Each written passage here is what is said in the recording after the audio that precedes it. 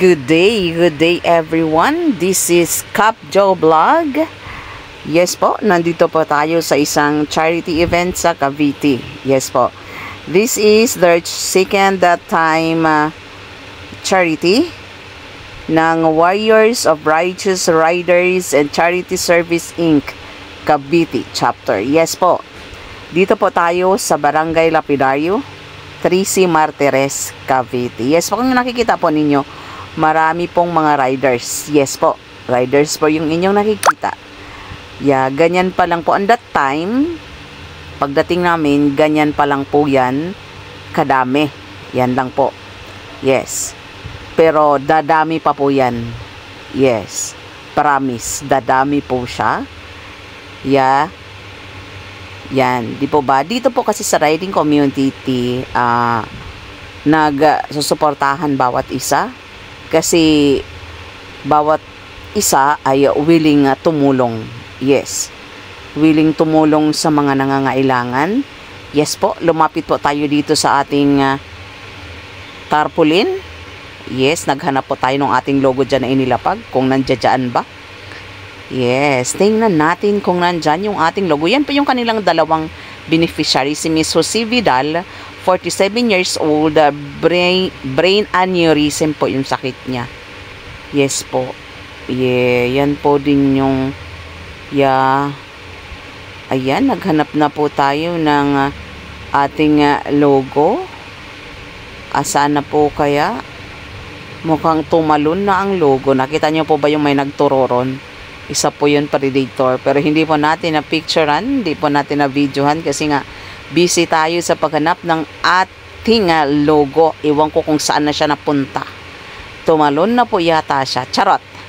Hindi po, nandiyan po lahat yan. Yes. Tingnan niyo po kung gaano kadami yung mga logo. Yung mga logo po na nandiyan, lahat po yan nag-up sa charity na yan. Yes po. Lahat po yan willing tumulong. Yes. Ganun ka mapagbigay ang pusong Pilipino. Yes. Pag ikaw, riders, makaka-relate ka ng ganito, kung ang iyong goal ay tumulong, pero mayroon din kasing riders na through travel lang. Kami kasi is charity community. So, dito kami sa pagtulong, which is tutulong tayo. Yes. Mukhang nakita na natin yung ating logo dyan. We'll see. Baka nga wala. Charot. Meron po yan. Yes. Meron yang logo dyan. Hindi pwedeng wala. It looks like andyan na siya. Charot. Andyan na pa yun. Yan po yung ating logo. CPRCI Couples Predator Riders Club Inc. Yan na po yung ating bagong name ngayon. Yes. Everyone, ayan na po. Diba po? Oh, ang dami na po. Padagdag ang mga riders na dumarating. Yes, kung makikita po ninyo, marami pa po yan. Yes, napakadami. Ayan. Diba? Habang tawag nito, tumatagal yung oras or tumatakbo yung oras, padami po ng padami ang mga riders na dumarating.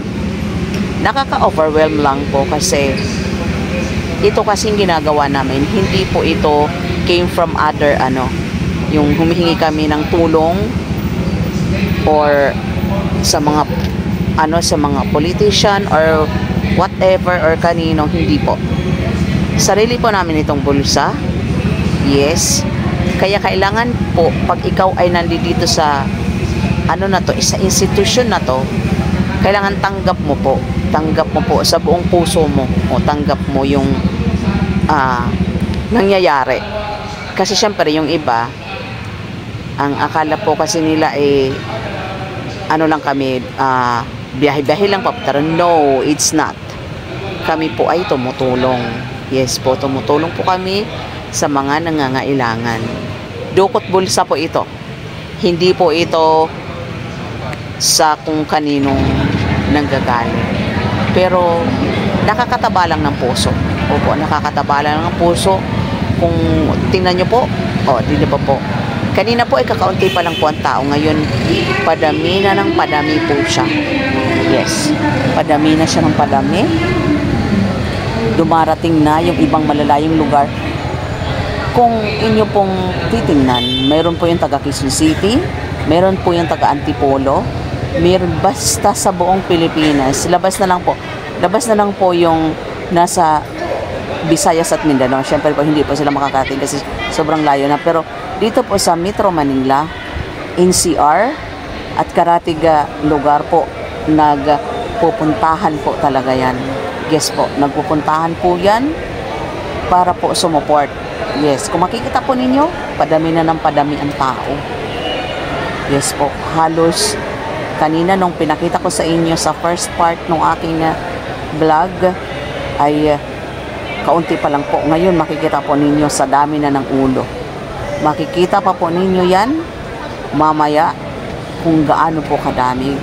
Nakakataba lang ng puso kasi hindi lahat po ng yung dilat ng tao ay tingnan nyo po kung gaano kadami. Hindi po ba? Ayan, marami na. Yes, maraming willing sa Filipino. Being a Filipino, hindi ka lang Pilipino sa salita, mayroon sa gawa. Yes po, ganun po talaga ang tunay na Pilipino, likas na matulungin, likas na mapagmahal, mapagbigay sa kapwa. Yes po, ganun po ang isang tunay na Pilipino. Ito naman po, ang pagtulong ay kailangan galing sa puso. Hindi po yan sapilitan. Opo, hindi po yan sapilitan.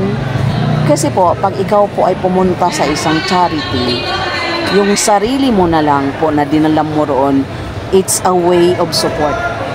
Yes po, it's a way of support. Nagbigay ka ng oras, nagbigay ka ng time, nagbigay ka lahat. It's a way of support na po yun. Ganun po dito sa riding community. Pag nag-charity, tingnan niyo po kung gaano kadami. Ayan po yung picture. Yan po yung video. No, it's a video na yung iba po yan ay nagsiuwi na. O kasi may pupuntahan pa silang ibang charity event kasi hindi po yun sa isang ikaw lang mag-charity, hindi po. Mayroon pong kasabay yun na iba. Hindi po nawawalan talaga ng kasabay. Yan po kadami.